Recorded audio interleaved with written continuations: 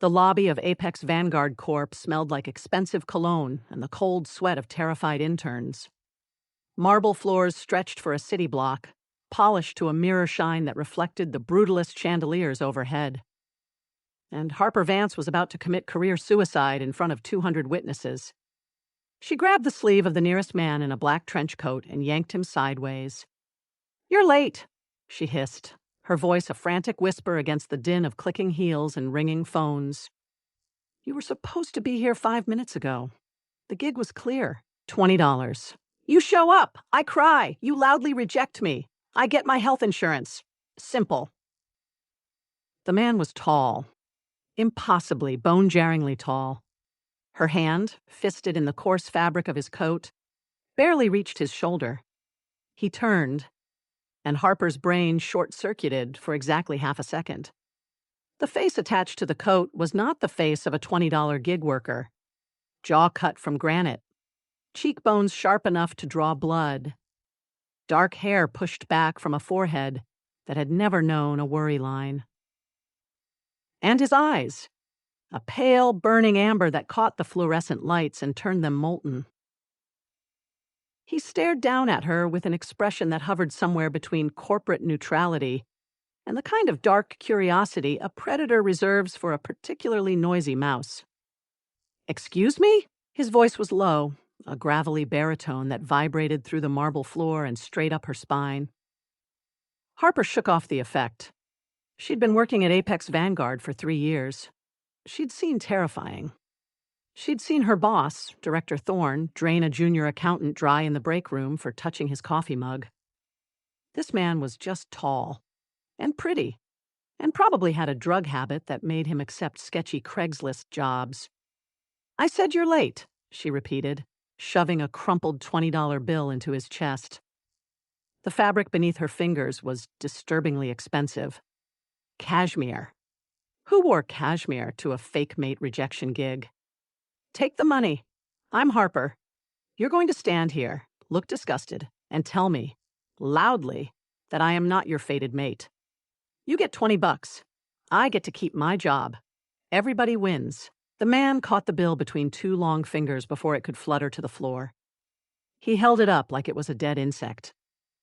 His amber gaze dropped to the bill, then back to her face, and something shifted in the depths of those irises. Not confusion. Amusement. Dark, bone-deep amusement. $20, he repeated. His lips twitched. "For rejecting a fated mate. It's the going rate." Harper craned her neck, scanning over her shoulder. The glass doors at the far end of the lobby were swinging open. Director Thorne was marching through them like a general entering a conquered city. Pale skin, razor-sharp cheekbones, and an expression that promised bloodshed. He had the termination notice in his hand, the paper crisp and white and final. Security flanked him.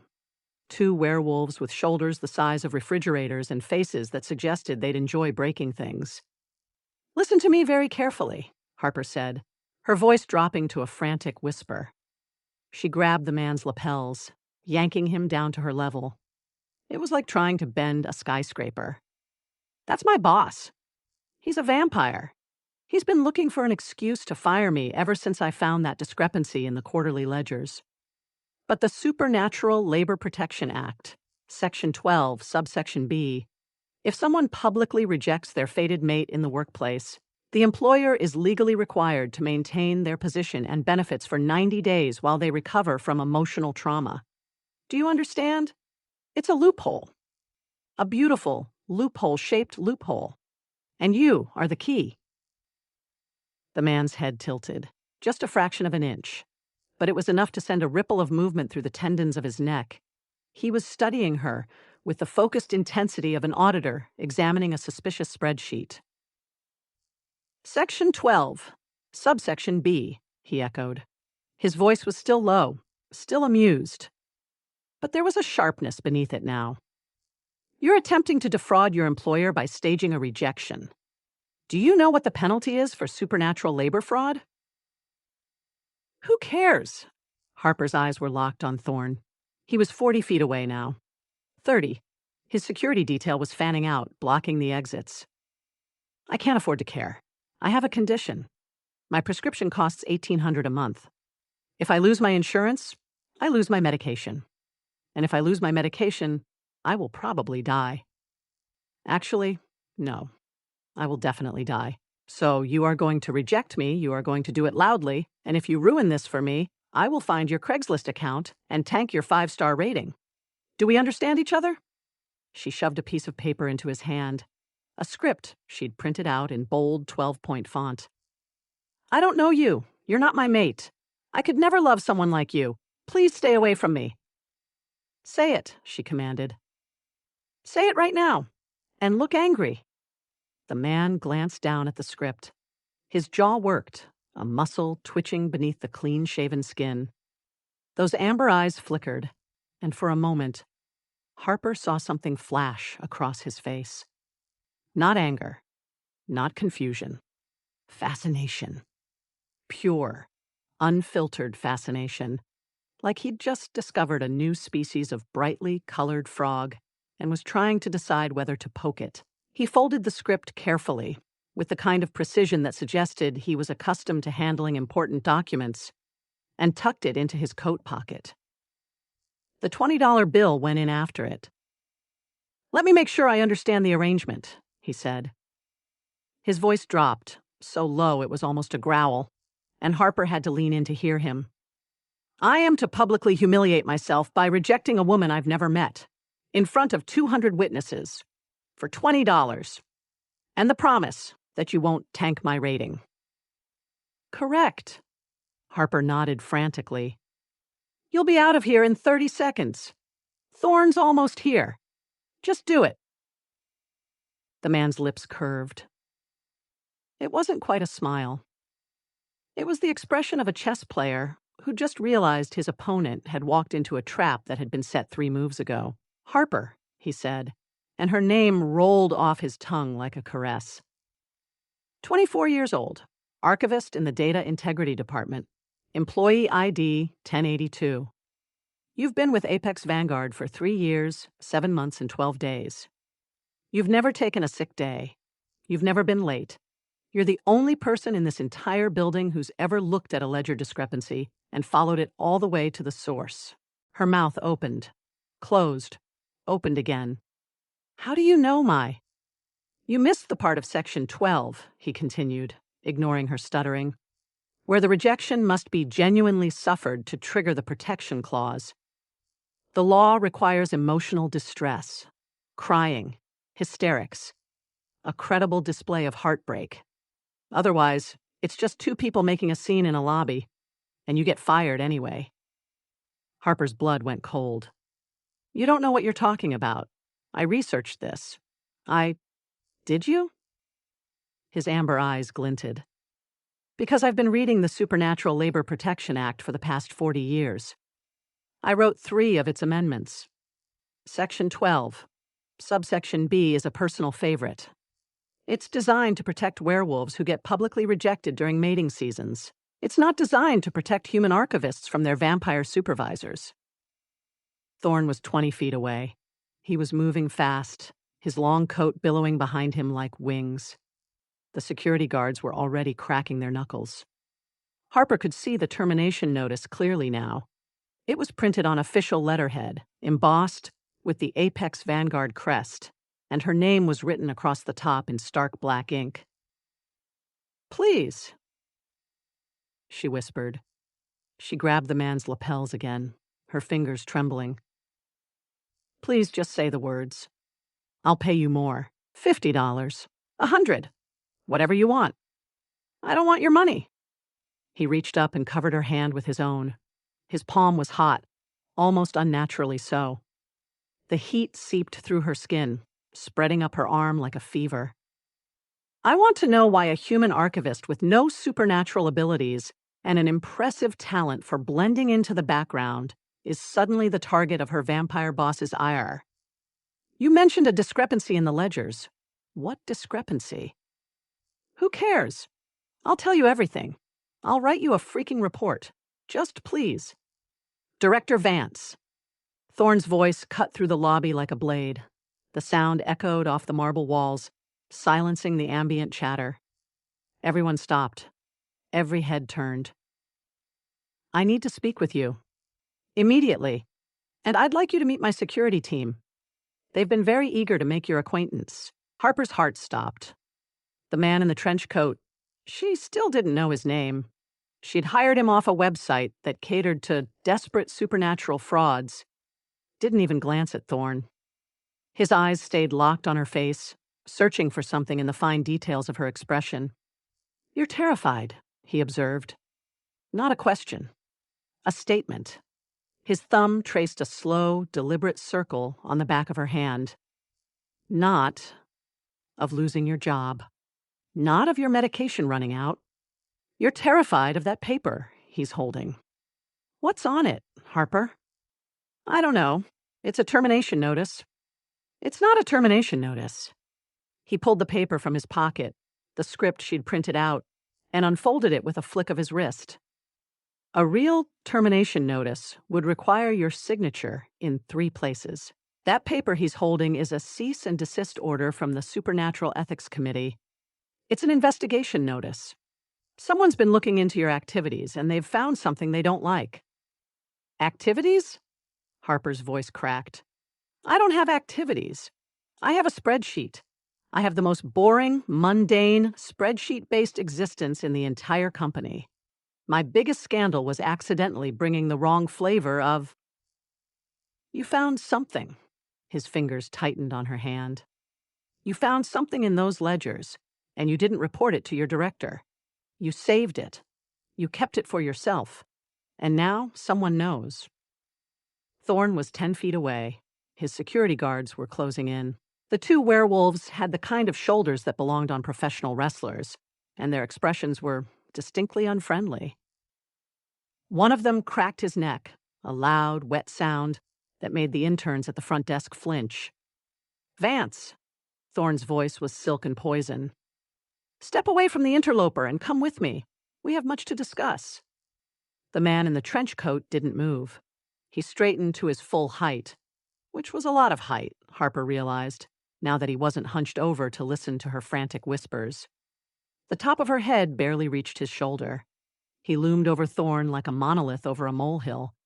"The interloper," he repeated, and his voice was different now. Lower, darker. It rolled through the lobby like approaching thunder. "I wonder, Thorne, if you'd call me that to my face if you knew who I was." Thorne stopped. His security guard stopped. There was a moment of perfect, crystalline stillness, and Harper watched her boss's expression shift from triumph to confusion to something that looked suspiciously like the early stages of panic. "I don't know who you are," Thorne said, his voice a careful monotone. "But I can assure you, you don't want to get involved in Apex Vanguard's internal affairs. This is a private matter." "Private matter," the man laughed. A short, humorless sound that didn't reach his eyes. "I'm making it public. Harper Vance is not going anywhere with you. I am rejecting her. Loudly. Right now." Harper's head snapped up. "What?" "No, that's not.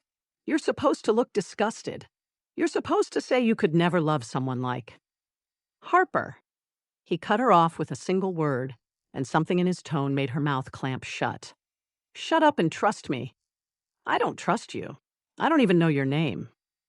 He looked down at her, his amber eyes blazing with an intensity that made her breath catch, and his lips curved into a smile that was equal parts charm and imminent danger. "Silas," he said. "My name is Silas, and I'm about to make sure you don't get fired." He turned back to Thorne and raised his voice so it carried to every corner of the lobby. "Harper Vance is not my fated mate," he announced, the words ringing off the marble walls. "I could never love someone like her. She is a fragile, pathetic human who has deluded herself into thinking she matters in a world of predators. Her obsession with me is embarrassing. I want nothing to do with her. Ever." Harper's jaw dropped. The performance was Oscar-worthy. His voice dripped with contempt. His expression was a mask of aristocratic disdain. He looked at her, like she was a piece of gum stuck to the bottom of his shoe. The lobby erupted in whispers. 200 employees craning their necks, pulling out their phones, recording the public humiliation for posterity. Thorne's security guards exchanged a glance. The werewolves looked confused. They'd been ready to drag Harper out of the building, and now they were watching a mate rejection scene unfold in real time. It was a breach of protocol. It was also, legally speaking, a solid defense against immediate termination. "See?" Harper whispered, her voice trembling with a mixture of terror and relief. "It's working. He rejected me. I'm protected for 90 days. "Don't look so relieved," Silas murmured, his lips barely moving as he maintained his expression of icy contempt. "I'm not done. Thorne's about to figure out what I just did, and when he does, he's going to be very, very angry." "What did you do?" "I just invoked Section 12, subsection B. In front of witnesses, which means you're legally protected, but it also means I've just declared a public claim over you. The rejection creates a legal tether. For the next 90 days, no one at this company can touch you, including Thorne, and especially his security detail." Harper blinked. That's good, right? That's what we wanted? It's good for you. It's not good for me." Silas's amber eyes flicked to Thorne, who was now studying him with the intense, predatory focus of a man who had just realized his entire plan was falling apart. "Do you have any idea who I am, Harper?" "Some guy I hired off the internet for $20? Close." Silas's smile was sharp. "I'm the man who wrote Section 12, subsection B. I'm the man who owns Apex Vanguard. And I'm the man who's been tracking the financial discrepancy you found for the past 6 months." Harper's brain short-circuited again. You can't be. The owner is anonymously wealthy, notoriously reclusive, and currently standing in a lobby being called a gig worker by a human archivist with a crippling fear of losing her health insurance. Silas's gaze softened, just a fraction, just enough to make her heart stutter. "I'm Silas Kaelen, Supreme AlphaKing of the Eastern Continent, and you just hired me to reject you." Thorne had gone pale. His security guards were backing away slowly, their aggressive postures dissolving into abject terror. "The AlphaKing," Thorne breathed. You're supposed to be in Luxembourg. I'm supposed to be investigating a financial discrepancy that leads straight to your desk, Thorne." Silas's voice dropped to a lethal murmur. "And you just tried to fire the one person who actually followed the evidence. The one person in this entire corrupt building who had the guts to look at your numbers and realize they didn't add up." Thorne took a step back. Then another. His security guards were already retreating, their tails metaphorically tucked between their legs. "Harper," Silas said, his eyes never leaving Thorne's face, "I'm going to need you to come with me. There are several dozen questions I'd like to ask you, and I'd rather do it in a car than in a lobby full of people who are filming this for their social media." Is that a threat?" "No." He finally looked at her, and the intensity of his gaze made her breath hitch. "It's an invitation. I need an archivist. You need a job. And considering I just publicly rejected you, you're legally entitled to a 90-day grace period during which I can't fire you. So you're coming to work for me, directly, as my personal assistant." "Your personal assistant," Harper repeated. She was still holding his lapels. She let go, slowly, and stepped back. "I don't think that's how the labor laws work. I own the company. I wrote the laws. I can make them work however I want." Silas extended his hand, the hand that had just held her $20 bill, the hand that had traced a slow circle on the back of hers. "What do you say, Harper? You want to keep your health insurance? You want to find out what Thorne was hiding in those ledgers? You want to figure out why a Supreme AlphaKing was willing to play along with your ridiculous fake rejection scheme for $20 in a crumpled script?" She stared at his hand, at his face, at the amber eyes that were now glowing with barely suppressed amusement. "I can't afford to say no," she admitted. "No, He smiled, a real smile, warm and sharp and devastatingly attractive. You can't, so say yes. Harper took his hand. It's a pleasure doing business with you, Silas. I'm sure. He pulled her close, close enough to whisper in her ear. By the way, I kept the $20.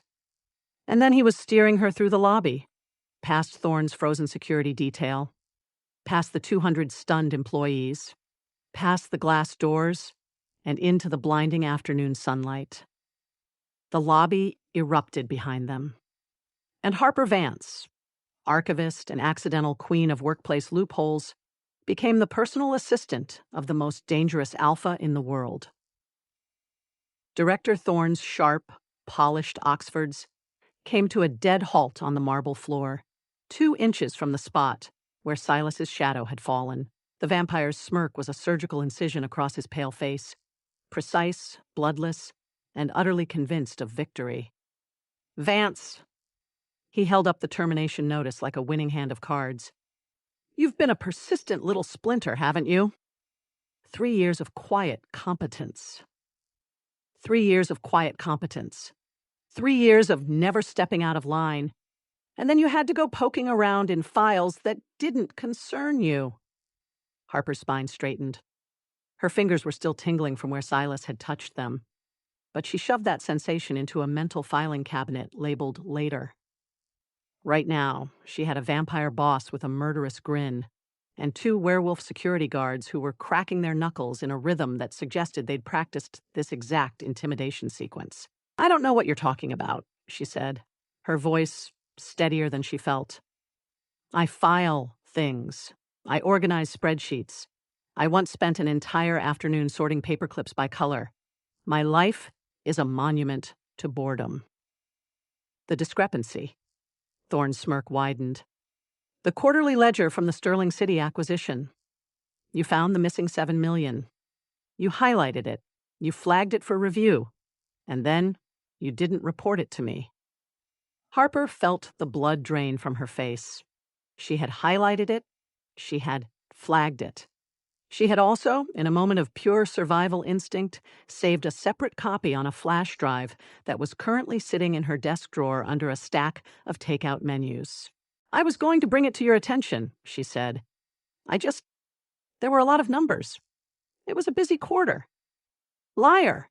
Thorne's voice dropped to a silken hiss. You were building a case. You were going to take it to the ethics committee. You were going to get me fired. I wasn't going to get you fired. I was going to get you audited. There's a difference.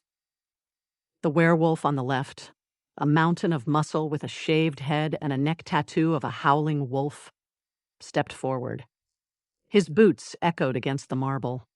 The lobby's ambient noise had faded to a hush. 200 employees were pretending to work while actively recording every second of the confrontation on their phones. Security, Thorne said. Escort Ms. Vance to my office. We have paperwork to complete. Termination paperwork. And I believe we'll need to search her desk for any company property she might have misplaced. Harper's heart slammed against her ribs. She could see the exit. She could see the glass doors.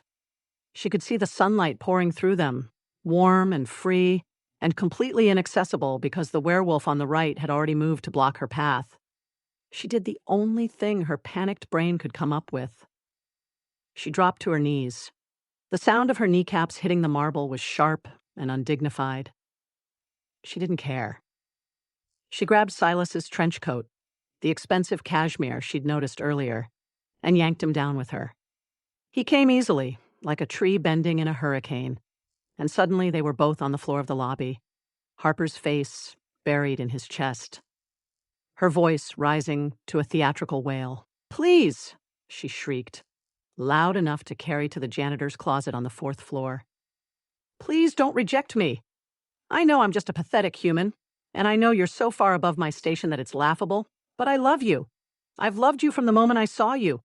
Don't throw me away. Don't let them take me. She felt Silas's chest shudder. It took her a second to realize he was laughing, a silent, barely suppressed tremor that ran through his entire frame. His hand came down on her shoulder, heavy and warm, and his voice when he spoke was a perfect imitation of cold disdain. "Harper," he said, his tone dripping with theatrical cruelty. "Get off me. This is beneath us both." "Never!" She tightened her grip on his coat. "I'll do anything. I'll be your assistant, your servant, your footrest. Just please, please don't let them fire me. They'll take my insurance. They'll take my medication. I'll die, Silas. I'll literally—" "Enough." Thorne's voice cut through her performance like a blade. He was standing over them now, his shadow falling across both their bodies. "This is pathetic. Vance, you've clearly had a breakdown. Security, remove her. The rejection isn't valid if she's clearly mentally incompetent. I'll file an exception." Harper's wail died in her throat. That wasn't part of the loophole.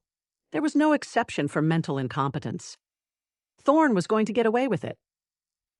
She looked up at Silas, her eyes wide with genuine terror now. "Please," she whispered. "Not for the show. For real." Silas's expression changed. The mask of cold disdain dissolved. The amused glint in his amber eyes sharpened into something else. Something ancient and patient and utterly terrifying. He looked at Thorne, and for the first time, he stopped pretending to be a gig worker. "Do you know what my favorite part of Section 12, subsection B is?" Silas asked. His voice was quiet. Too quiet. It cut through the lobby like a whisper in a tomb. "It's not the protection clause. It's the stipulation that a rejection can only be issued by the alpha of the rejecting party's pack. And if that alpha issues a rejection, it's legally binding, unbreakable, irrevocable." Thorne's smirk faltered. "What does that have to do with?" "I am the AlphaKing," Silas said, and the words were not spoken. They were released.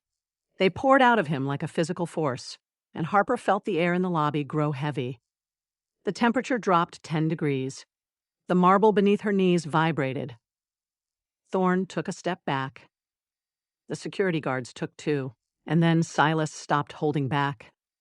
His presence, his aura, bloomed outward like a supernova of pure, unadulterated power. It wasn't visible, not exactly, but Harper felt it. It pressed against her skin like a living weight. It pushed against her lungs, forced her to take shallow, gasping breaths. The chandeliers above them flickered. The glass panels in the lobby's east wall, floor-to-ceiling windows that overlooked the Sterling City skyline, developed hairline fractures. Tiny webs of cracks spiderwebbed across the surface, spreading outward from the center of the room. Thorne's knees buckled. It wasn't a graceful fall. It was a collapse, an involuntary folding of joints that had been built for intimidation, not for withstanding the full presence of a supreme alpha. The vampire hit the marble floor with a wet smack, his termination notice fluttering from his nerveless fingers. His face was the color of spoiled milk. His eyes were wide, unfocused, pupils dilated to pinpricks. "Impossible," he breathed. You can't be. The AlphaKing is in. I'm here." Silas rose to his feet in one fluid motion, and Harper felt him pull her up with him. His hand never left her shoulder. "I've been here for 3 weeks. I've been watching. I've been waiting. And I've been very, very patient while you and your little cabal siphoned $7 million from my company." The werewolf security guards were backing away now, their earlier aggression replaced by the kind of primal terror that made rational thought impossible. One of them actually whimpered, a high, reedy sound that would have been comical in any other context. "Please," the tattooed one managed. "AlphaKing, we didn't know. We were just following orders." "I know." Silas's voice was ice.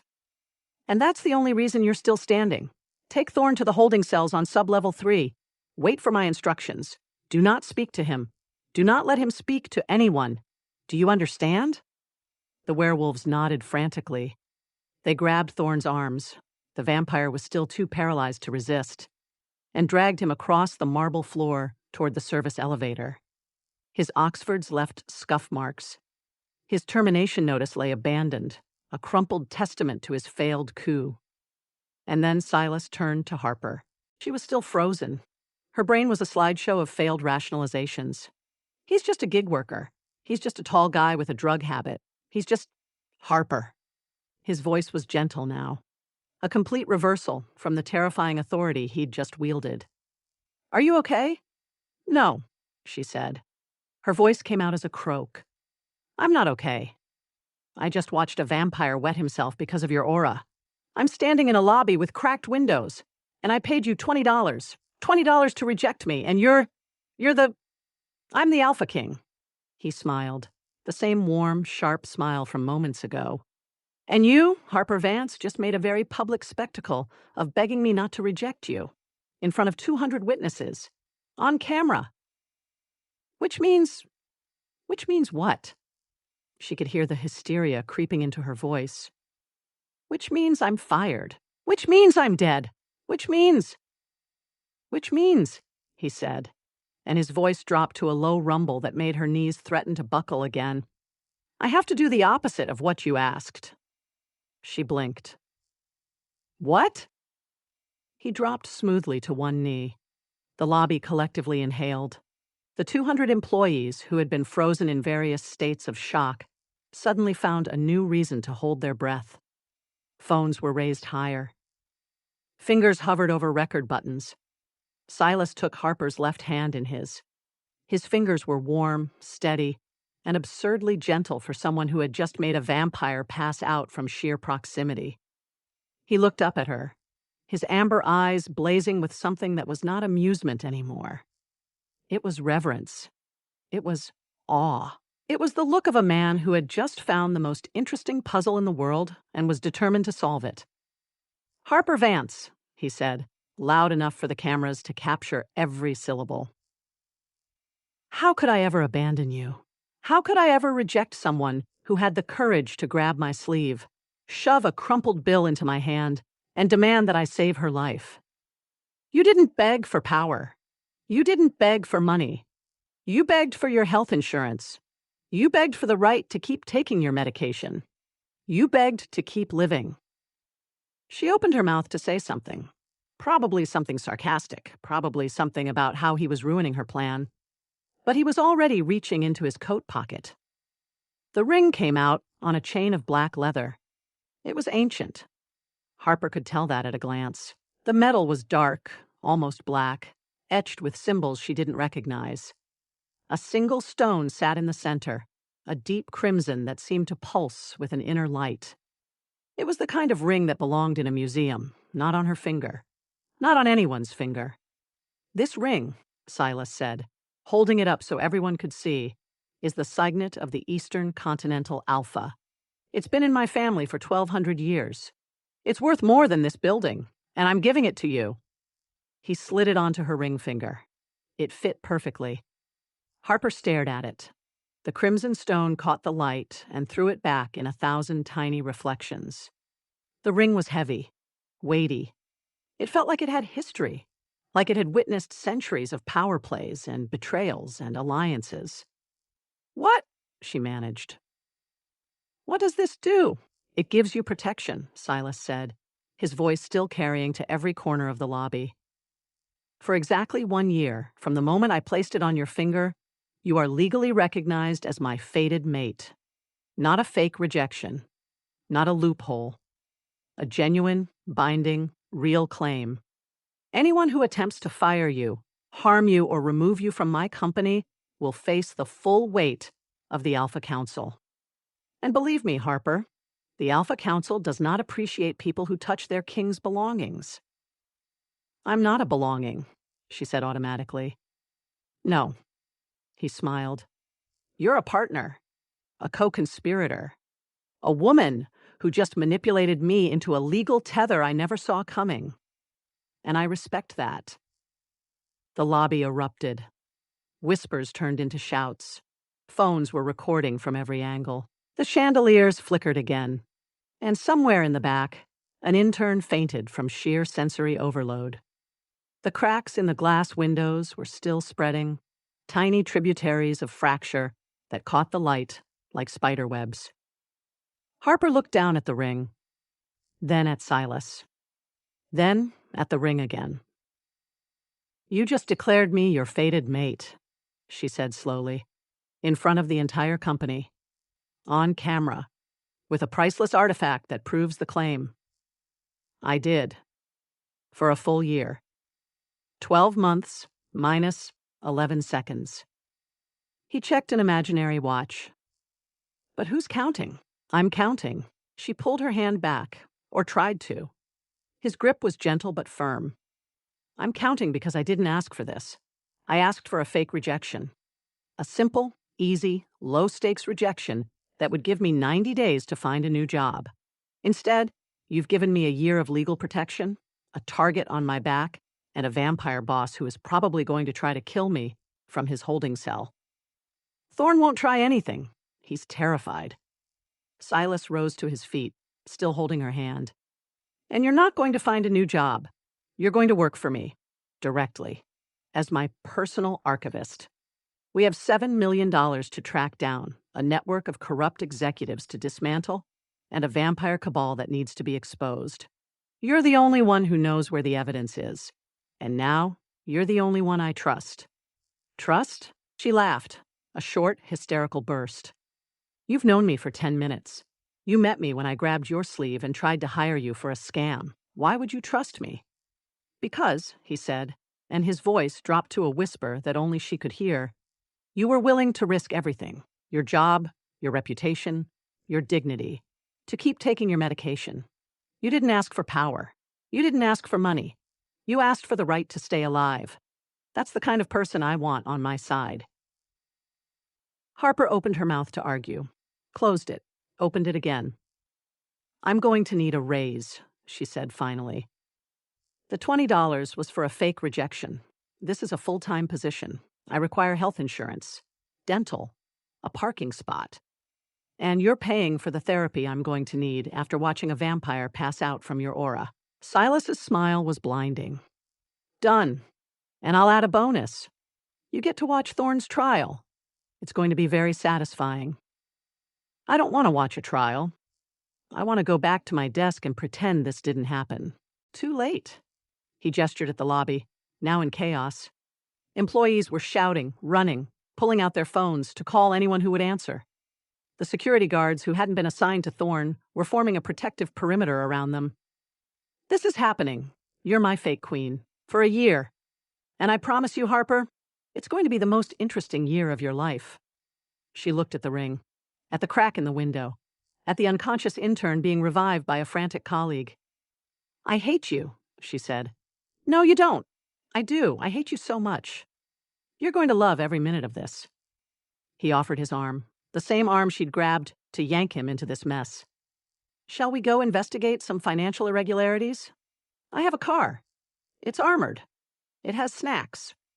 Harper took his arm. Snacks better be good, she muttered. Don't worry. He led her toward the glass doors, the ones that hadn't shattered under his presence. I have a very good personal assistant budget. And behind them, the lobby of Apex Vanguard Corp. Descended into a chaos that would be remembered for decades. The AlphaKing had found his mate, a human, an archivist, a woman who had tried to pay him $20 to reject her. It was, by every measure, the most absurd thing anyone had ever witnessed. And Harper Vance, still clutching the hand of the most powerful man in the Eastern continent, had exactly 12 months to figure out how to survive it. The heavy, vacuum-sealed thud of the armored limousine door slamming shut was the most final sound Harper Vance had ever heard. It was the sound of a tomb sealing. It was the sound of her old life ending, and her new life, a life she hadn't asked for, hadn't budgeted for, and definitely hadn't included in her 5-year plan, beginning with a vengeance. The interior of the car was obscene. Cream leather seats that probably cost more than her annual salary. A minibar stocked with crystal decanters. A television screen embedded in the partition that separated them from the driver. And Silas Kaelen, supreme AlphaKing and recent destroyer of her carefully constructed loophole strategy, settling into the seat across from her like he owned the universe. Which, technically, he did. Harper immediately grabbed the ring on her finger and yanked. It didn't budge. She twisted it, pulled it, attempted to wedge her thumbnail beneath the band and pry it off like a stubborn jar lid. The crimson stone caught the limousine's ambient lighting and threw it back in mocking sparkles. The ring was warm against her skin, unnaturally warm, like it had absorbed Silas's body heat and decided to keep it. "What?" she said, her voice rising an octave. "Is wrong with this ring?" Silas leaned back in his seat, crossing one ankle over the opposite knee with the kind of casual elegance that suggested he'd been born in a tuxedo. His amber eyes tracked her frantic efforts with the leisurely interest of a man watching a kitten chase its own tail. "Wrong?" He tilted his head. "Nothing's wrong. It's functioning exactly as intended." "It's stuck." She yanked harder. Her finger was starting to turn red.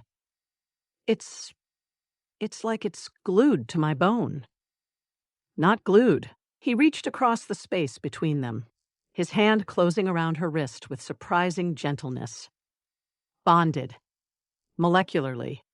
The enchantment on the signet ring is ancient. It's designed to recognize a true acceptance. When you didn't pull your hand away, when you let me slide it on, the metal contracted to fit your exact bone structure. It's not coming off." Harper froze. Her eyes darted from the ring to his face and back again. "Molecularly bonded. To my bone structure." "Correct. You're telling me that this ring, this priceless, 1,200-year-old artifact, is now permanently fused to my finger?" "Permanently until the year expires," he corrected, his tone infuriatingly calm. "Or until I formally release you from the claim, whichever comes first. Though I should warn you, the release process involves a ritual that takes approximately 6 weeks and requires the approval of 3 separate Alpha Council members. So, practically speaking, you're looking at a minimum of 14 months. Harper's mouth opened, closed, opened again. "You gave me a ring that is literally part of my skeleton now. You're exaggerating. It's bonded to the dermal layers and the periosteum, not the actual marrow. You could still lose the finger in a catastrophic accident, and the ring would survive intact." "That's not comforting." "I wasn't trying to be comforting." He released her wrist and sat back, a ghost of a smile playing at the corners of his lips. "I was providing factual information. You're an archivist. You appreciate factual information." Harper took a deep breath, then another. She counted to 10 in her head, because her therapist had recommended that technique for moments of extreme stress, and this qualified as the most extreme stress she'd ever experienced. "Okay," she said, her voice steadier now. "Okay, you've made your point. You're the AlphaKing. You have ancient magical jewelry. You can make vampires pass out from sheer proximity. Congratulations. You win. I wasn't aware we were competing. We're always competing." She reached into her pocket and pulled out the crumpled $20 bill, the same one she'd shoved into his chest in the lobby. It was slightly damp from her nervous sweat. She smoothed it out on her knee and held it up between them like a peace offering. "I'm returning this. Consider our transaction void. I don't want your ring. I don't want your claim. I don't want to be your fake queen. I want to go back to my desk, organize some files, and pretend the last 20 minutes never happened." Silas looked at the bill. His expression didn't change, but something in his amber eyes flickered, a spark of dark amusement that made Harper's stomach flip. "You want to cancel?" "Yes. After I publicly declared you my fated mate, in front of 200 witnesses, on camera, with the signet ring of the Eastern Continental Alpha on your finger. Yes." "You realize," he said, and his voice dropped to a murmur that was almost gentle, "that backing out of a public mating declaration, especially one that's been formalized with a signet ring, is technically treason against the crown." Harper's hand, still holding the 20, dropped to her lap. "Treason," she repeated. "Treason," he nodded. "Punishable by forfeiture of all assets, exile from the Eastern Continent, And, in extreme cases, a permanent binding to the Alpha's service. Which, ironically, is what you just volunteered for when you accepted the ring. I didn't accept it. You shoved it on my finger. You didn't pull away. You didn't say no. You looked at it, looked at me, and said nothing. In supernatural law, silence constitutes consent, especially when the Alpha is as powerful as I am. Harper stared at him. Her brain was a spreadsheet of legal precedents, labor law loopholes, and increasingly desperate escape plans. She mentally reviewed every clause of the Supernatural Labor Protection Act, every subsection she'd memorized over 3 years of paranoid research. None of them covered this. None of them had a footnote that said, what to do if the AlphaKing proposes to you in a lobby while your vampire boss is actively wetting himself.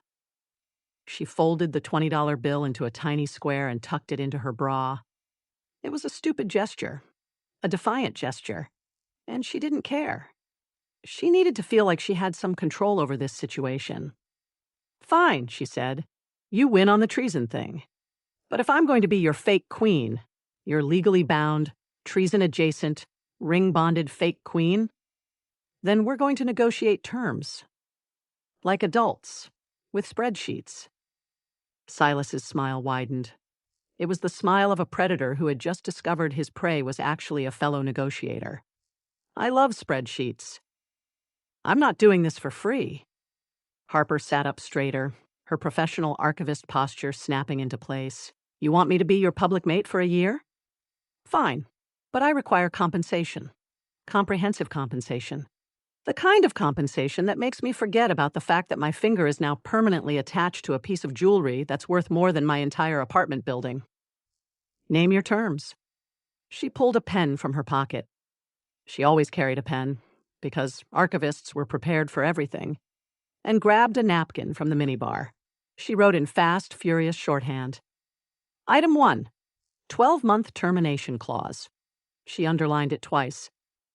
At the end of the year, you formally release me from the claim. No extensions.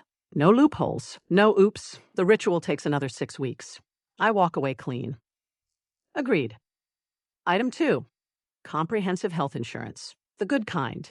The kind that covers my medication without requiring me to sacrifice a firstborn child to the claims department. I want dental, vision, mental health coverage.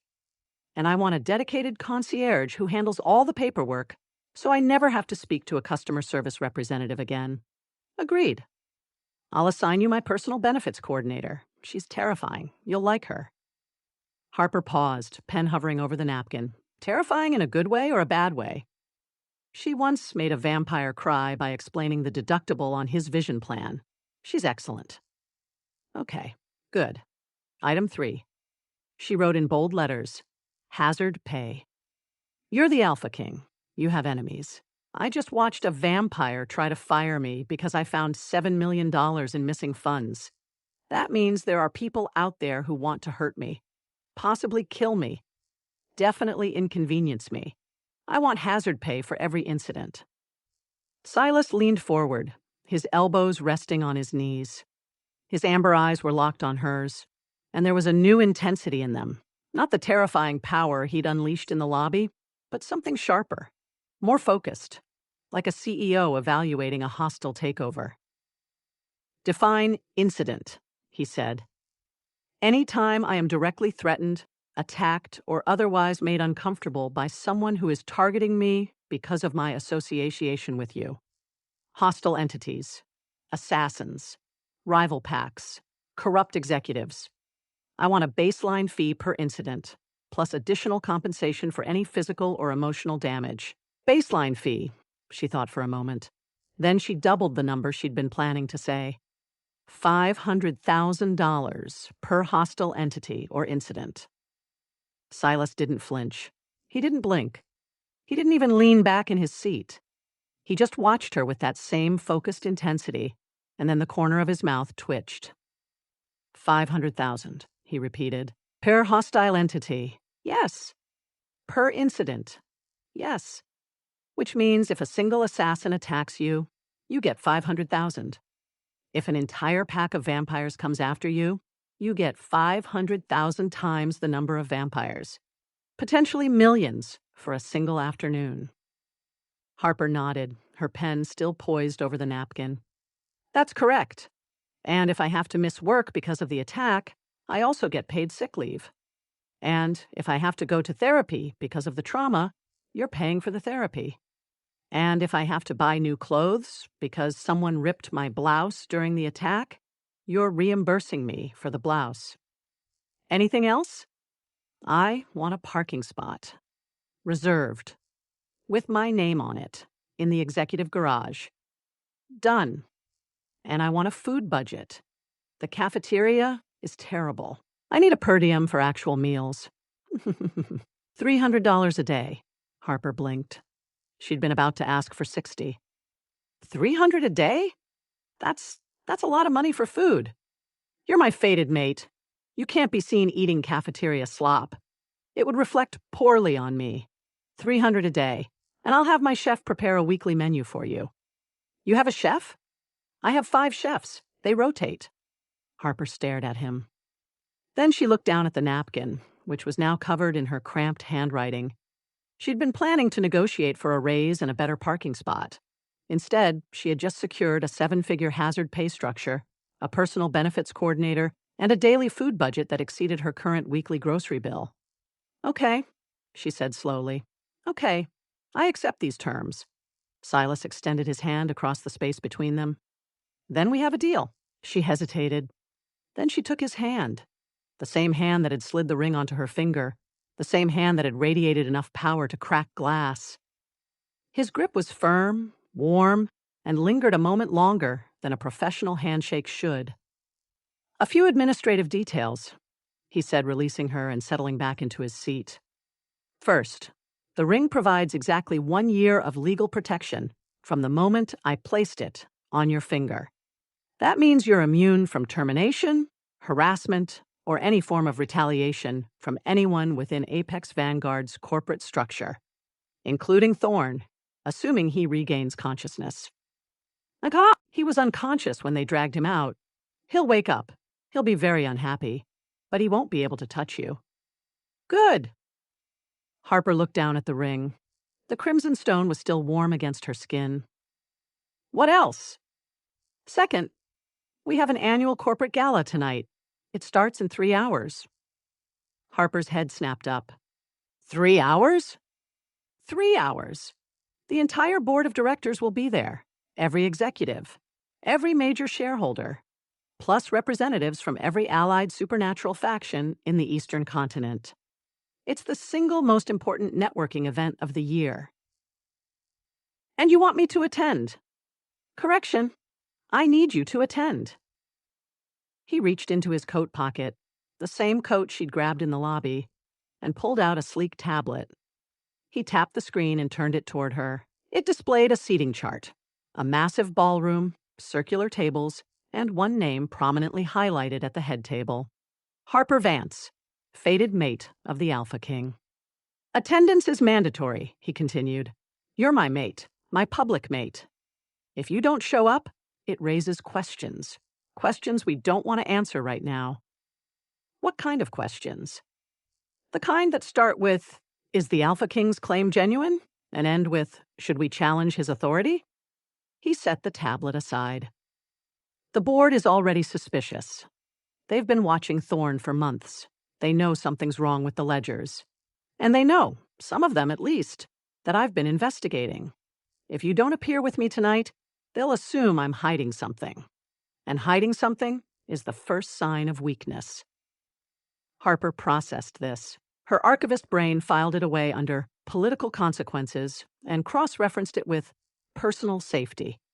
So, I have to go to this gala, wearing this ring, smiling, pretending I'm your doting mate. Correct. And there will be hostile entities there. People who want to test me. People who want to test you. Almost certainly. She took a deep breath. Then she grabbed the pen and wrote another line on the napkin. Gala attendance. Additional hazard pay bonus of $250,000 per evening. Silas read it and laughed. a low, rumbling sound that vibrated through the limousine's plush interior. "You're billing me for attending a party. A party where I might get assassinated. Yes, I am billing you." Fine. He didn't even haggle. $250,000 per event, plus a dress allowance. You can't wear your work blouse to a formal gala. I have a formal dress. It's in my apartment. It's navy blue. It's from a department store. You'll wear something from my designer. I'll have a stylist meet us at the venue. She'll bring options. I don't want a stylist. I want to wear my own dress. You'll wear the stylist's options, and I'll triple the hazard pay for the evening. Consider it a wardrobe compromise. Harper did the math in her head. Triple the hazard pay meant $750,000, plus the dress allowance, plus the food per diem, plus the base salary she hadn't even negotiated yet. "Fine," she said, "but I'm keeping the navy blue dress. It has pockets. The stylist's dresses will also have pockets. I'll insist on it. You don't have the authority to insist on dress pockets. I'm the AlphaKing. I have the authority to insist on anything." Harper opened her mouth to argue, but he was already tapping his tablet, sending messages to his staff. She watched him work, the efficient, practiced movements of a man who was used to getting exactly what he wanted. His fingers moved across the screen with the confidence of someone who had never been told no. 3 hours.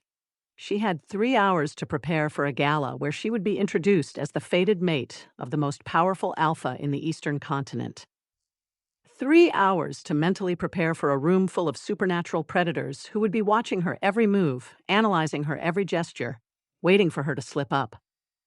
And she'd be wearing a designer dress with pockets. The limousine glided through the streets of Sterling City, its engine a whisper against the afternoon traffic. Harper looked out the tinted window at the pedestrians going about their normal lives. They had no idea that the woman in the armored car was currently negotiating hazard pay for assassination attempts. She looked back at Silas. He was still tapping on his tablet, but his amber eyes flicked up to meet hers. "One more thing," he said. "What?" "The $20. He reached into his pocket and pulled out the crumpled bill she'd shoved at him in the lobby. He held it up, the same way he'd held it when she first pressed it into his chest. "I'm keeping this. It's the first payment I've ever accepted from a human. It's going in a frame." Harper groaned and dropped her head against the leather seat. "I hate you," she said. "You keep saying that."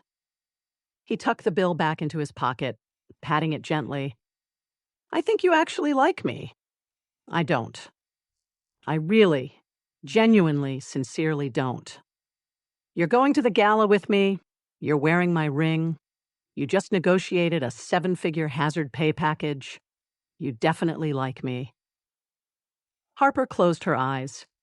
She could feel the warm weight of the signet ring on her finger, a constant reminder of the mess she'd gotten herself into. The limousine hummed beneath her. The city rushed by outside. And somewhere in the distance, the ballroom of the Sterling City Grand Hotel was being prepared for the most important corporate gala of the year. She had 3 hours. She was going to need every single one of them. The sharp clinking of a crystal champagne flute being aggressively tapped with a silver spoon cut through the grand ballroom's ambient chatter like a gunshot. Harper Vance stood on a raised dais at the center of the Sterling City Grand Hotel's most opulent event space, her left hand raised triumphantly above her head. The signet ring caught the chandelier light and threw crimson sparks across the faces of 300 supernatural elites. Her right hand held the spoon.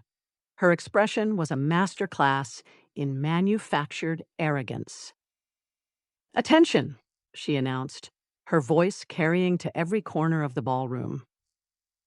"I have an announcement." The chatter died. Heads turned. The board of directors, a collection of ancient vampires, silver-furred werewolves, and a single fae with iridescent wings folded against her back, stared at the human woman in the designer gown. The gown was emerald green, floor length, and had pockets. Silas had kept his promise.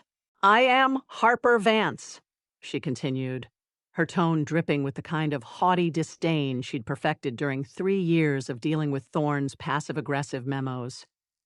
Fated mate of the AlphaKing, queen of the Eastern Continent.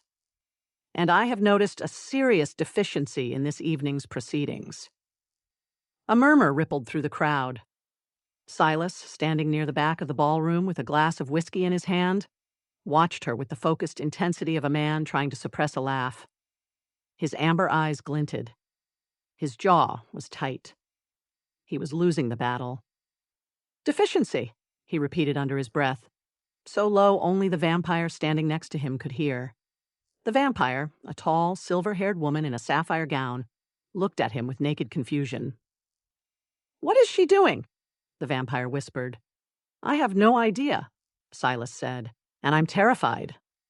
Harper stepped down from the dais, her heels clicking against the marble floor with military precision. She walked straight toward the buffet table, a sprawling expanse of gold-rimmed platters, crystal bowls, and centerpieces that probably cost more than her first car.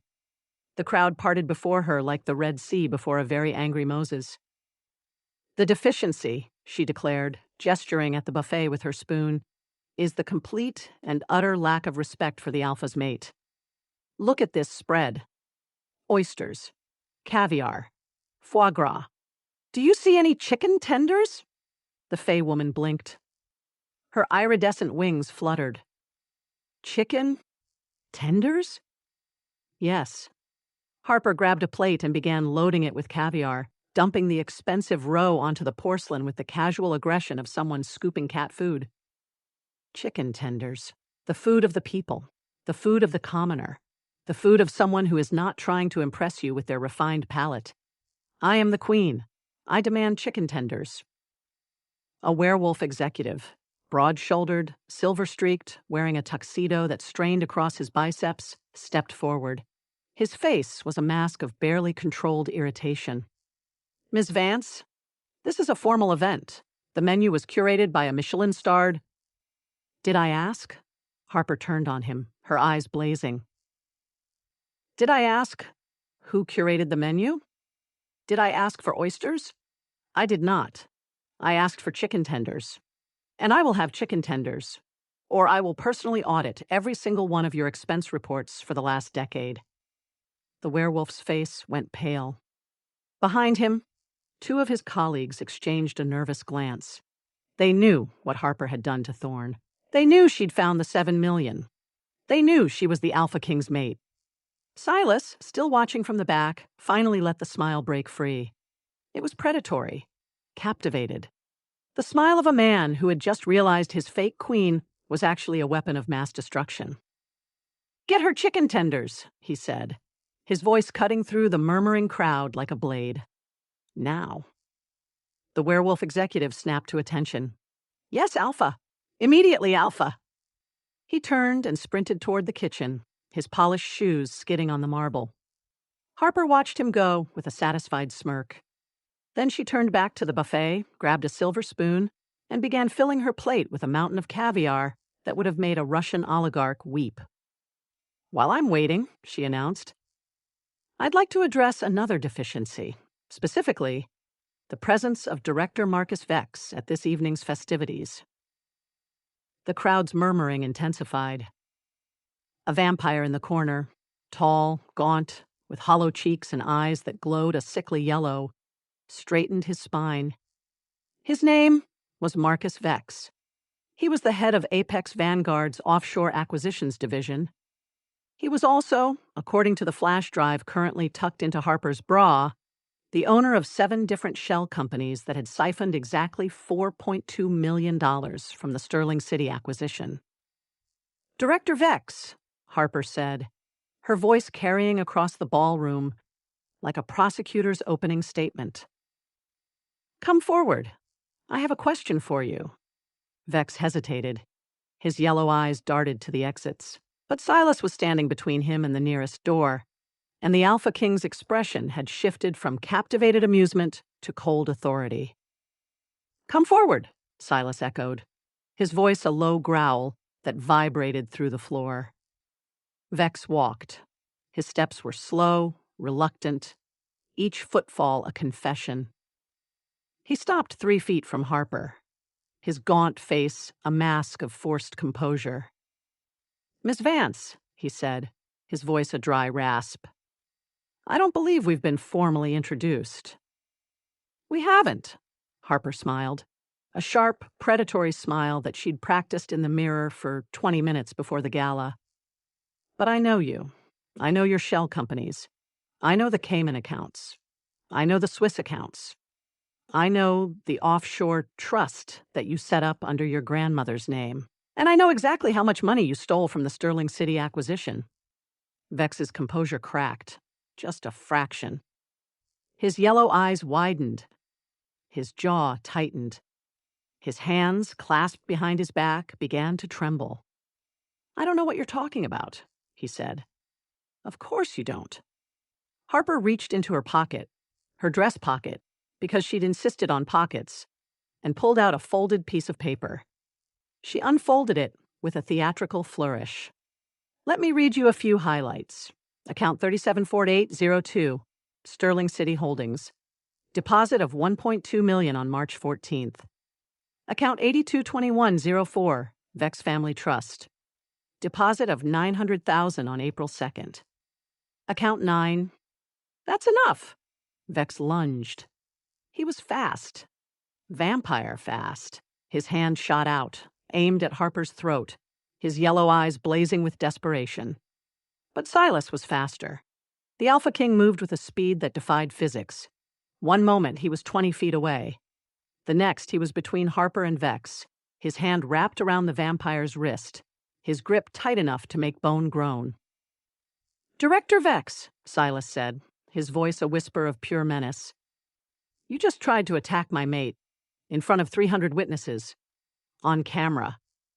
Do you understand what that means?" Vex's face went from pale to ash gray. His yellow eyes flickered. His mouth opened, but no sound came out. "It means," Harper said, stepping around Silas to face the trembling vampire, "that you're fired, and also you're under arrest. The Supernatural Ethics Committee has been notified. They're waiting for you in the parking garage." Vex sagged in Silas's grip. The fight drained out of him like water from a cracked vase. His shoulders hunched. His head dropped. "Don't worry," Harper added, her voice bright.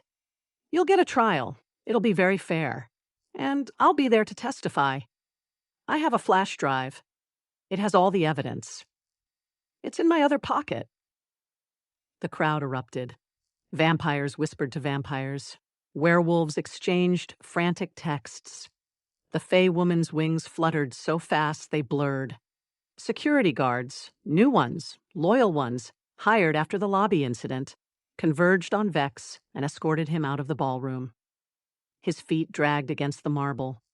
His yellow eyes were glassy with shock. Harper watched him go.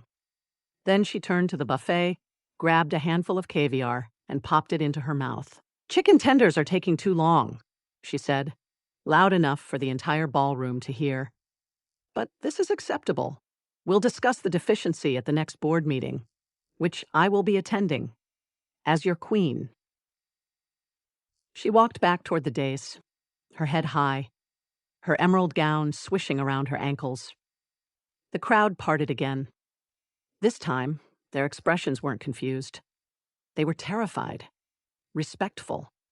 The expressions of people who had just realized that the AlphaKing's human mate was not to be trifled with. Silas caught up to her at the dais. His hand found her elbow, guiding her off the raised platform and toward a side exit. His grip was warm. His smile was incandescent. "You just exposed a corrupt vampire executive in front of 300 supernatural elites," he murmured, his voice low and admiring. "You demanded chicken tenders. You made a werewolf run to the kitchen. And you did it all in a dress with pockets. I also ate $100 worth of caviar," she said. "I'm billing you for it. Bill me for everything. I don't care." He pushed open the side door and led her into a private hallway, away from the chaos of the gala. "That was the most magnificent performance I've ever witnessed. You're a natural. I'm an archivist. I'm good at exposing fraud. It's the same skill set." It's not the same skill set. You have a gift." Harper stopped walking. She turned to face him, her arms crossed over her chest. The emerald gown glittered in the dim hallway light. The signet ring pulsed gently against her finger. "I'm billing you for emotional distress," she said. "I had to eat caviar. Caviar tastes like disappointment, and I'm billing you for the shoes. These heels are killing me. I'm billing you for the dress. I'm billing you for the therapy I'll need after watching a vampire try to murder me over a spreadsheet. Fine, I'll pay everything. I'm also billing you for the chicken tenders. I never got my chicken tenders." Silas laughed, a deep, genuine laugh that echoed off the hallway walls. "I'll have my chef make you chicken tenders. Tonight, at the estate." "You have a chef who makes chicken tenders?" "I have 5 chefs. One of them specializes in comfort food. He makes the best chicken tenders in the Eastern continent." Harper opened her mouth to argue, closed it, opened it again. "Fine," she said, "but I'm still billing you." She followed him through the private exit, past the security guards, into the waiting limousine. The drive to his estate took 20 minutes. She spent the entire time punching numbers into her phone calculator, tallying up the expenses: dress allowance, hazard pay, emotional distress, shoe replacement, therapy copays, and a premium for having to interact with Marcus Vex's yellow eyes. By the time the limousine pulled through the gated entrance of Silas's sprawling estate, she had a preliminary figure. "You owe me $1,200,000, she announced as the car came to a stop. "Plus the chicken tenders." Silas looked at her calculator, at her face, at the ring on her finger. $1,200,000, he repeated. "For one gala." Correction. For one gala where I was nearly murdered by a vampire, had to eat disappointment-flavored caviar, and ruined a pair of designer heels that I didn't even want to wear in the first place. If you'd let me wear my navy blue dress, I wouldn't have had to bill you for the shoes. "You're billing me for the shoes you chose not to wear?" "I'm billing you for the shoes I was forced to wear because you insisted on a stylist. It's a legitimate expense." Silas laughed again. The sound filled the limousine, warm and rich and dangerously endearing. They walked into the estate, a sprawling mansion of glass and stone, with vaulted ceilings and hallways that stretched for miles. Harper didn't have time to appreciate the architecture. She was too busy calculating interest on her emotional distress claim. He led her to his bedroom. It was massive, the kind of bedroom that could fit her entire apartment twice over. A velvet bed dominated the center of the room, its headboard carved from dark wood. The sheets were black silk. The pillows were arranged with geometric precision. Harper sat on the edge of the bed. She pulled out her calculator. She pulled out her napkin, the same napkin she'd used to negotiate her terms in the limousine. She began adding line items. "Emotional distress, 200,000, she muttered. "Shoe reimbursement, 15,000. Therapy, 300 an hour, weekly sessions for the foreseeable future. Caviar-related trauma, 50,000. Silas sat down beside her. The mattress dipped under his weight, pulling her slightly toward him. His shoulder brushed hers. His hand came to rest on the velvet duvet, inches from her knee. "You're billing me for caviar trauma," he said, his voice a low murmur. "It was traumatic. I don't like fish eggs. I never want to see fish eggs again." "You ate $100 worth of fish eggs. I was making a point." She continued punching numbers into her calculator. "Plus the point I made with the chicken tenders. Plus the point I made with Marcus Vex. Those are all valuable services. You should be paying me for my public relations work. I should be paying you for your performance. It was sublime.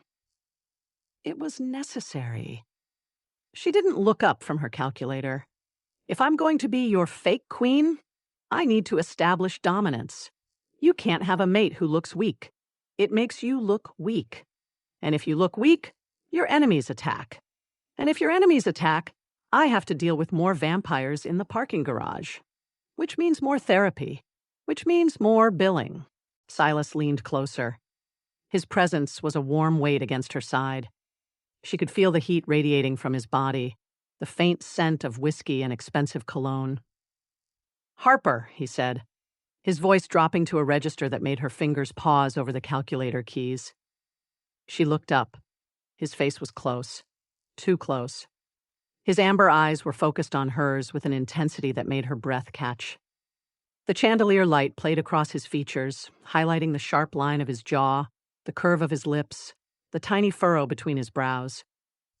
"You're the most fascinating person I've ever met," he said. "You're sitting on my bed, billing me for emotional distress, and I'm actually enjoying it. I'm enjoying being extorted by you." "That's because you're a masochist." "No." He reached out, his fingers brushing a stray strand of hair from her face. His touch was feather-light, almost reverent. "It's because you're brilliant. You took a situation that should have ended with you getting fired and turned it into a 7-figure negotiation. You exposed a corrupt executive in front of an entire board. You made a werewolf run to the kitchen for chicken tenders. And you did it all without using a single supernatural ability. You're a human, Harper. A completely normal human. And you just outmaneuvered an entire room full of predators." Harper's heart was hammering. She could feel the ring pulsing against her finger. She could feel his hand hovering near her face. She could feel the velvet bed beneath her, the silk sheets, the weight of his presence pressing against her defenses. "Silas," she said, her voice a whisper. "Harper, I'm not done billing you." His smile was incandescent. "I know, and I'll pay everything, every single line item, because you're worth it." Her calculator slipped from her fingers and landed on the velvet duvet with a soft thud. "I need a contract," she said. "A formal document, with signatures. We need to formalize the terms of this arrangement. I'll have my lawyers draft it tomorrow. Tonight. He nodded, his amber eyes never leaving hers. "I'll have them draft it tonight. You can review it in the morning, over chicken tenders." She opened her mouth, closed it, opened it again. "Fine," she said, "but I'm still billing you for this conversation. Emotional distress, 200,000. Silas laughed, a low, rumbling sound that vibrated through her bones. "Add it to the list." He leaned back, giving her space, but his hand remained on the duvet, close enough that she could feel the warmth of his fingers against her thigh. Harper grabbed her calculator and began adding the new line item. She was going to be very, very wealthy. And she was going to be very, very terrified. Because the AlphaKing was looking at her like she was the most interesting puzzle he'd ever encountered. And she was starting to think she felt the same way. The violent, synchronized shattering of the estate's reinforced skylights sent a cascade of tempered glass raining down onto the bedroom's marble floor. Harper dove sideways off the velvet bed, her calculator flying from her grasp, her heart slamming against her ribs as 7 figures dropped through the newly created holes in the ceiling. They landed in perfect formation, silent, precise, terrifying. Black tactical gear, matte black weapons, faces hidden behind sleek helmets that reflected the chandelier light like insect eyes. The assassins moved as a single unit, their boots crunching on the glass shards, their attention locked on the woman scrambling to her feet on the far side of the bed. Silas was across the estate. She'd seen him leave the bedroom moments ago, heading toward his study to retrieve the draft contract. The distance between here and there was at least 2 minutes of running, even for a supreme alpha. 2 minutes. She had 2 minutes to survive.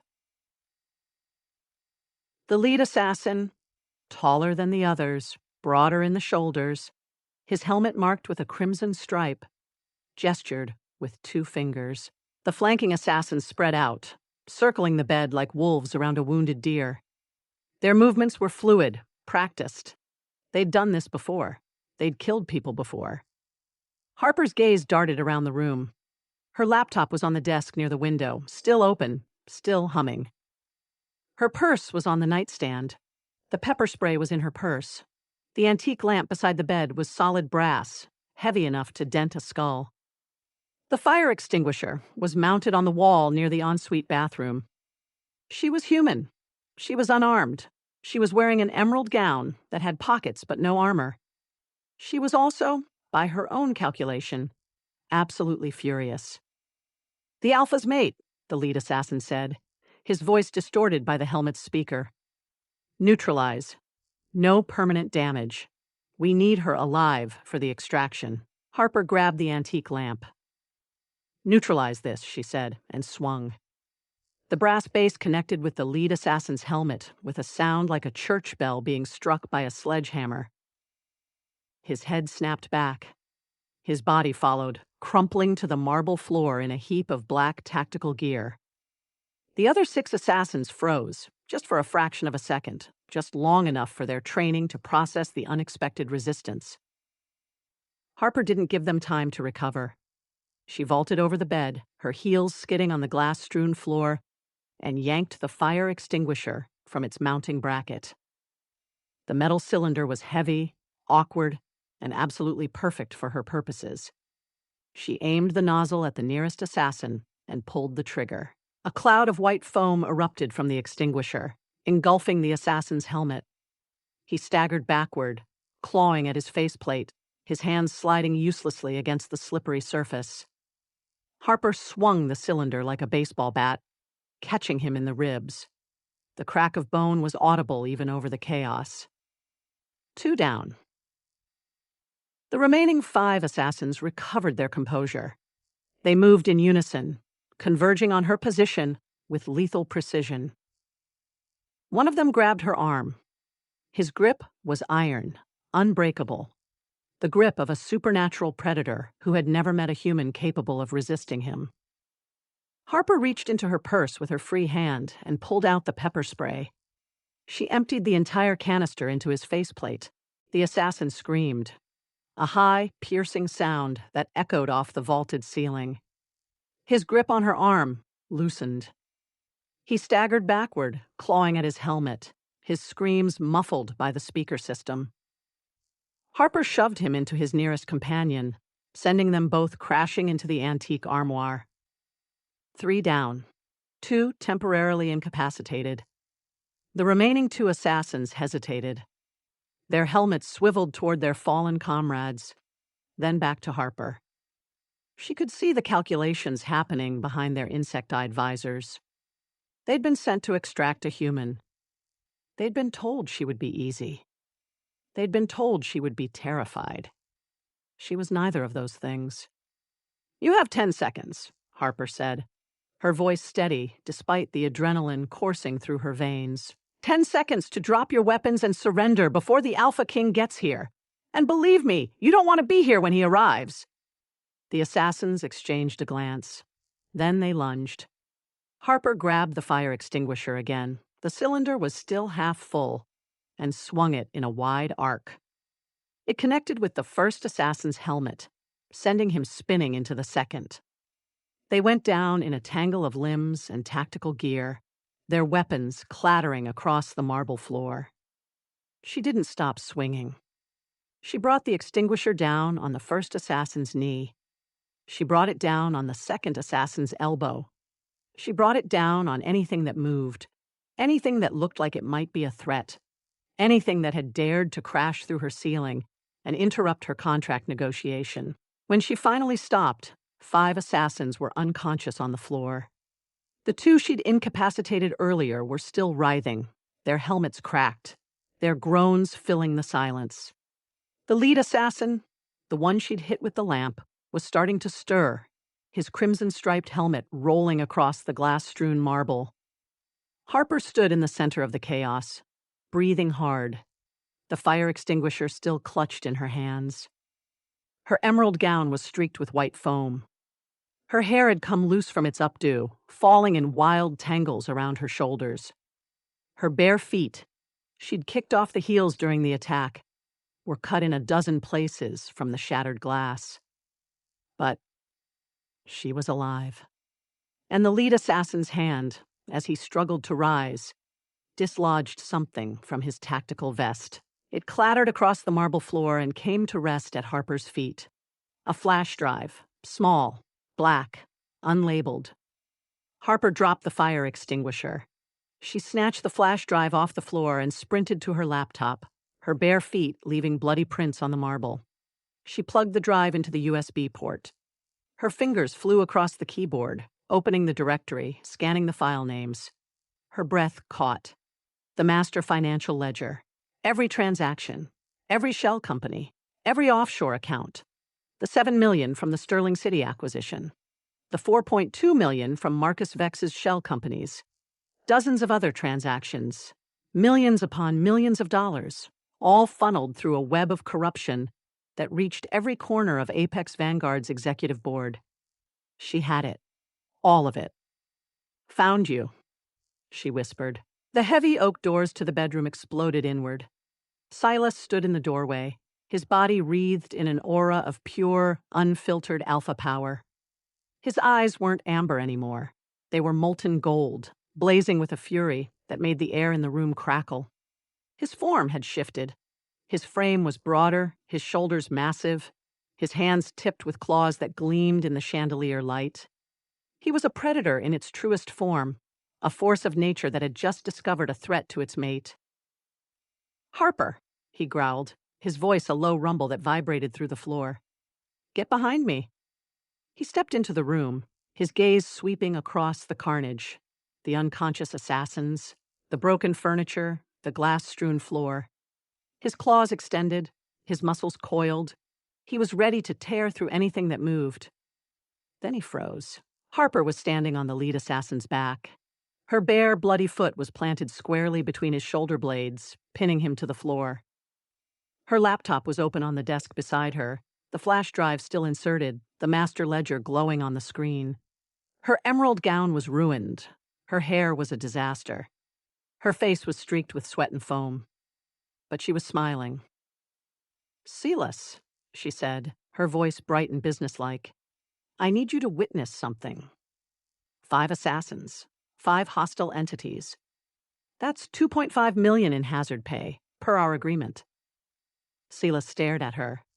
His claws retracted slowly. His eyes dimmed from molten gold to amber. The alpha aura receded, leaving behind a man who looked like he'd just been hit in the face with a fire extinguisher. "Harper," he said, his voice barely above a whisper, "I just shifted. I was ready to kill every living thing in this room. I was prepared to tear through stone and steel to protect you." "And I appreciate that," she said. "I do. But I need you to focus. 5 assassins. 5 separate incidents. Plus the lead assassin tried to strangle me, which I'm categorizing as a separate hostile act. That's an additional $500,000 for emotional distress." Silas blinked. "You're billing me for emotional distress. Right now." "Right now." She nodded, her foot still planted on the lead assassin's back. "The ledger is on my laptop. All of it. Every transaction. Every shell company. Every corrupt executive. I have the master file. I found it on this guy's flash drive. He was probably planning to deliver it to someone else, but I took it. Because I'm an archivist. And archivists don't let evidence go uncollected." She stepped off the assassin's back and walked toward Silas, her bare feet leaving bloody prints on the marble. She stopped in front of him, close enough that she could feel the residual heat radiating from his shifted form. $2.5 million, she repeated. Plus the $500,000 for emotional distress. That's $3 million. And I want a bonus for the damage to my dress. It was a good dress. It had pockets. Silas looked down at her, at the chaos behind her, at the unconscious assassins, the broken furniture, the glass-strewn floor, at the laptop with the master ledger glowing on the screen. "You just took down 7 elite supernatural assassins," he said slowly. "With a lamp, a fire extinguisher, and pepper spray. Correct. You're covered in glass. You're bleeding. You're standing on a vampire assassin's back while negotiating hazard pay. Also correct. And you found the master ledger. The one I've been trying to get my hands on for 6 months. It was in his pocket.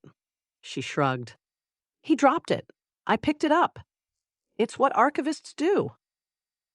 Silas reached out, his hand still tipped with the faint remnants of his claws, and gently cupped her face. His thumbs brushed the sweat and foam from her cheeks. His amber eyes searched hers, looking for something she couldn't quite identify. You're incredible, he said. You're absolutely incredible. I'm expensive, she corrected. $3 million expensive. Plus the dress. He laughed, a low, disbelieving laugh that shook his entire frame. His hands dropped from her face, and he stepped back, surveying the room with a newfound appreciation. $3 million, he repeated. For 5 assassins, plus emotional distress, plus the dress. Per head, she clarified. 5 heads. Plus the lead assassin's separate hostile act. It's a legitimate interpretation of our agreement. You said, per hostile entity or incident. The lead assassin was a hostile entity. The attempt to strangle me was a separate incident. That's 2 separate charges. Silas stared at her. Then he looked at the lead assassin, who was still groaning on the floor. Then, back at Harper. $3.5 million, he said. Harper blinked. What? $3.5 million. For the entire event. You took down 7 assassins, found the master ledger, and survived an attempted extraction. That's worth a bonus. I'm doubling the emotional distress compensation and adding a discovery bonus for the ledger. Discovery bonus? You found the evidence I've been trying to locate for 6 months. That's worth at least $500,000. Possibly more. He smiled, a sharp, predatory smile that made her stomach flip. You're a very expensive fake queen, Harper Vance. I'm a very expensive fake queen who just saved her own life, she corrected. Without your help. Which means you owe me extra. I didn't need to be rescued. I rescued myself. His smile widened. So noted. I'll have the contract amended to include a self-rescue bonus. I want that in writing. You'll have it in writing. Tonight, over chicken tenders. Harper opened her mouth to argue, closed it, opened it again. She was about to point out that she'd had enough excitement for one evening, that she needed bandages, that she needed a shower, that she needed a therapist on speed dial. But the assassins on the floor were starting to stir. The lead assassin was trying to push himself up. His crimson-striped helmet cracked, his movements sluggish. Silas's expression shifted. The warmth vanished. The predator returned. Security, he said, his voice carrying to the hallway where his guards were already assembling. Secure the prisoners. I want them in sub-level 3 within 10 minutes. And get my maid a first aid kit. She's bleeding on my floor. The guards rushed into the room, their boots crunching on the glass, their hands efficient as they cuffed the unconscious assassins. Harper watched them work, her laptop still open, the master ledger still glowing on the screen. Silas, she said. He turned to her. Yes? I'm going to need hazard pay for every single one of those guards who steps on my glass-covered feet. That's an additional incident. I'm billing you. He laughed again. That deep, rumbling laugh that seemed to come from somewhere primal, and shook his head. Add it to the list, he said. You're going to be the richest archivist in the Eastern Continent. I'm going to be the richest archivist who survived a skylight ambush, she corrected. Which is a niche market. I should be charging a premium. She walked over to her laptop, her bloody feet leaving prints on the marble, and saved the master ledger to 3 separate backup drives. The assassins were being dragged away. The security team was already starting to clean up the mess. Harper Vance, archivist and accidental queen, had just turned a violent assassination attempt into a $3.5 million payday. And she hadn't even had her chicken tenders yet. The heavy, exhausted thud of Silas dropping a massive pile of legally binding corporate documents onto the mahogany desk sent a ripple through the surface of Harper's untouched coffee. She watched the stack land. Thick, imposing, the kind of paperwork that signaled the end of something important. Her fingers, still bandaged from the glass shards, tightened around the armrest of the leather chair. 3 weeks had passed since the skylight ambush. 3 weeks of depositions, security briefings, and the slow, methodical dismantling of Apex Vanguard's corruption ring. The board had been purged. Marcus Vex was in a holding cell, awaiting trial. Director Thorne had been formally charged with embezzlement and attempted murder. The master ledger had been submitted to the ethics committee, and Harper's name was already being whispered in legal circles as the archivist who brought down an empire. And now, the paperwork had arrived. "Your final settlement," Silas said, dropping into the chair across from her. He looked tired, a rare sight for a Supreme Alpha. Dark circles shadowed his amber eyes. His jaw was rough with stubble. But his smile, when he directed it at her, was as warm and sharp as ever. "Everything we agreed upon. Hazard pay, emotional distress, the self-rescue bonus, the dress reimbursement, all accounted for." Harper looked at the stack. She didn't reach for it. Her hands remained in her lap, fingers interlaced, knuckles white. "And the termination paperwork?" she asked. Her voice was steady, professional. The voice of an archivist closing a file. "The 12-month release clause. I assume it's in there somewhere." Silas's smile flickered, just a fraction. His eyes searched her face, looking for something she couldn't quite identify. "It's in there," he said. "Standard release, Alpha Council approval. A ritual that takes approximately 6 weeks to complete. You'll be free by this time next year." "Good," she nodded. "That's good. That's what I wanted." She didn't move. Silas didn't move. The silence stretched between them, filled with the ticking of a grandfather clock and the distant hum of the estate's heating system. Harper could feel the weight of the ring on her finger. The signet ring that had been bonded to her bone. The ring that had protected her from assassins and executives and everything in between. It was warm against her skin. It had been warm every day for 3 weeks. She should have been relieved. The nightmare was over. She had the evidence, the payday, the freedom. She could walk out of this office, buy a small apartment, and never think about supernatural politics again. She could take her medication without fear. She could sleep through the night without wondering if someone was going to crash through her skylight. But the ring was warm, and her heart, traitor that it was, felt like it was being slowly squeezed in a vice. "So," she said, forcing brightness into her voice, "I guess this is it, the end of the arrangement. You'll get your ring back in a year, and I'll get my life back. We both win." Silas leaned back in his chair. His amber eyes were unreadable, not because he was masking his expression, but because there was too much emotion there to parse. Frustration, longing, something that looked suspiciously like desperation. "Is that what you want?" he asked. "Your life back, without me in it?" Harper opened her mouth to say yes. She was good at saying yes. She'd been saying yes her entire life. Yes to extra shifts, yes to unpaid overtime, yes to the endless demands of a world that didn't care about her well-being. Yes was easy. Yes was safe. But the ring was warm, and the words wouldn't come. "I want what we agreed upon," she said finally. "A fair exchange. You got your ledger. I got my safety. That's the deal." Harper. He leaned forward, his elbows resting on the desk. The paperwork sat between them, a barrier of legal jargon and fine print. "Look at me." She looked. "You know this was never just a deal for me," he said. "From the moment you grabbed my sleeve in that lobby, from the moment you shoved that $20 bill into my chest, I knew you were different. You didn't care about my title. You didn't care about my power. You cared about your health insurance. You cared about your medication. You cared about staying alive. And that pragmatism, that fierce, unapologetic will to survive, it made me want to know everything about you." Harper's throat tightened. "Silas, I'm not finished." He reached across the desk and took her bandaged hand in his. His grip was gentle, careful, as if she were made of glass. "I told you the ring was bonded to your bone. I told you it was magical. I told you it was worth more than the building. But I didn't tell you the most important part." "What part?" He lifted her hand to his lips and pressed a soft kiss to her knuckles.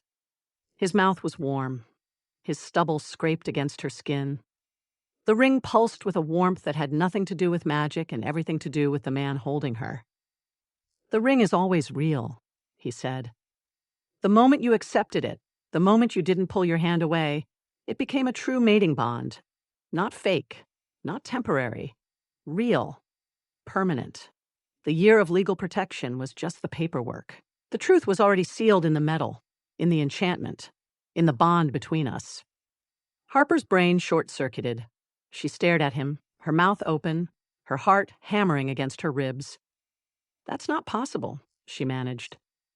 "You said it was a claim. A political claim. You said—" "I lied." He smiled. A sheepish, vulnerable smile that looked entirely out of place on the face of a supreme AlphaKing. "I lied because I knew you'd run. I knew you'd panic. You'd already tried to cancel once, remember? You shoved that $20 bill at me and begged me to let you go. If I'd told you the truth in that limousine, you would have jumped out of the car. You would have sprinted across Sterling City and never looked back." "Damn right I would have," she said, but her voice was shaking. "You tricked me. You bonded me to you without my consent. That's supernatural kidnapping. It's not kidnapping," he squeezed her hand. "It's love. It's the most terrifying thing I've ever felt, and I've been alive for 3 centuries. I've fought wars. I've toppled empires. I've never been as scared as I was in that lobby, watching you drop to your knees and beg me to save you. I knew in that moment that I would burn the world for you. And I knew that if I told you the truth, you would never let me." She opened her mouth, closed it, opened it again. "I hate you," she whispered. "No, you don't. I really, genuinely, sincerely hate you. Harper." He released her hand and slid the stack of documents across the desk. "I didn't bring you here to terminate our arrangement. I brought you here to make it permanent." She looked down at the paperwork. Her eyes scanned the top page. Legal jargon, fine print, a familiar crest at the top. But it wasn't the termination paperwork. It wasn't the settlement agreement.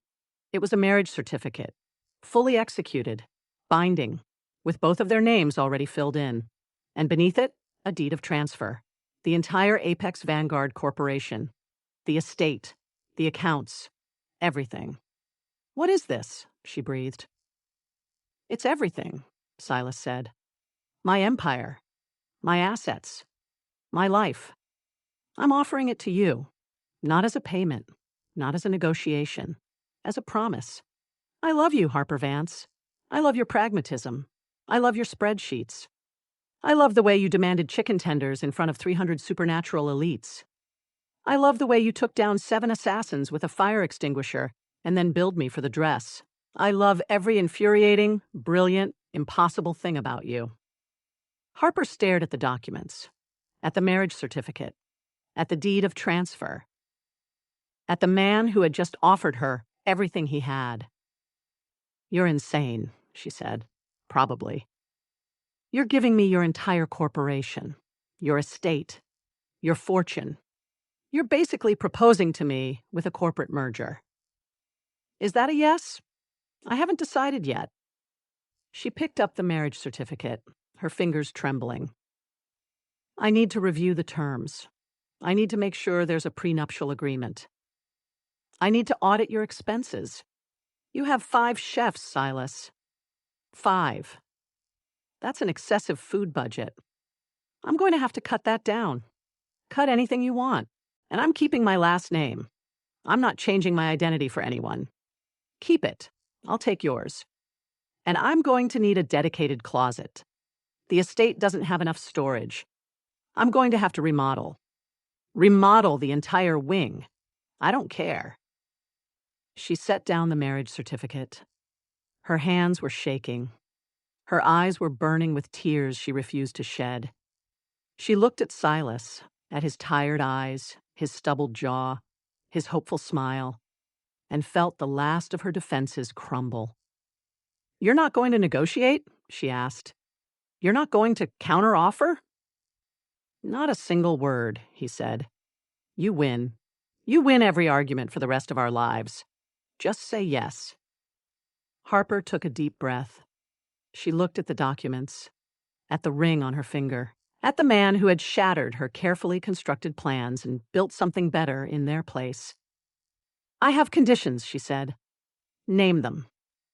First, I'm still billing you for emotional distress. I was very distressed. This is a distressing conversation. Done. Second, I want a spreadsheet, a formal, color-coded spreadsheet for the wedding budget. You don't get to make any decisions without consulting the spreadsheet. Absolutely. Third, I'm going to keep auditing your expenses. Forever. You don't get to hide your food budget from me. I wouldn't dream of it. Fourth. She reached across the desk and grabbed his tie, yanking him close. Her face was inches from his. Her voice was a whisper. If you ever trick me into a magical mating bond again, I will poison your chicken tenders. Silas laughed, that deep, rumbling laugh that made her toes curl, and pulled her across the desk. His kiss was breathtaking. It was the kind of kiss that rearranged her internal organs, that short-circuited her logical brain, that made all the spreadsheets and audits and hazard pay negotiations fade into irrelevance. His hand cupped the back of her head, fingers threading through her hair. His lips were warm and insistent, and utterly, devastatingly right. Harper kissed him back with all the ferocity of a woman who had just realized she was winning the most important negotiation of her life. When they finally broke apart, she was sitting in his lap, her forehead resting against his, her breath coming in shallow gasps. I can't believe you proposed to me with a corporate merger, she murmured. I can't believe you agreed. I agreed to the terms. The terms are very favorable. She reached for the marriage certificate and held it up. I'm going to need to review this with a lawyer, and an accountant, and possibly a therapist. Take all the time you need. He pressed a kiss to her temple. We have forever. Harper looked down at the documents in her hands, at the deed of transfer, at the marriage certificate, at the ring that had been bonded to her finger and her heart. She had come to this office expecting to walk away. She had prepared herself for the end of the arrangement, the termination of the contract, the closure of the file. Instead, she was leaving with an empire, a husband, and the most expensive wedding budget in supernatural history. She was also leaving with a very important realization. She had never, in her entire life, been this happy. Silas, she said, her voice still shaky. Yes? You're going to have to give me a raise. Personal assistant is no longer an accurate job description. How about CEO? Better. But I want a corner office with windows and a coffee machine. You can have the whole floor. I want a parking spot for my car, a dedicated parking spot with my name on it. Already done. I want... He kissed her again, swallowing the rest of her demands. When he pulled back, his amber eyes were blazing with the same warmth that had been pulsing in the ring for weeks. Harper, he said, you can have anything, everything, the world. Just say yes. She looked at him. At the man who had started as a gig worker and ended as her husband. At the impossible, infuriating, devastatingly attractive AlphaKing who had fallen in love with a human archivist. Yes, she said. Yes to all of it. The corporation, the estate, the wedding, the ridiculously excessive food budget. Yes. His smile was incandescent. And Harper Vance, archivist and accidental queen, finally let herself fall. Sometimes the best way to survive a corporate conspiracy is to accidentally hire a supreme AlphaKing with your lunch money. If you loved watching this pragmatic archivist turn a terrifying werewolf king into her biggest investor, make sure to like and subscribe. Tell me in the comments, if you had $20 to hire a fake partner to save your job, what would your script say?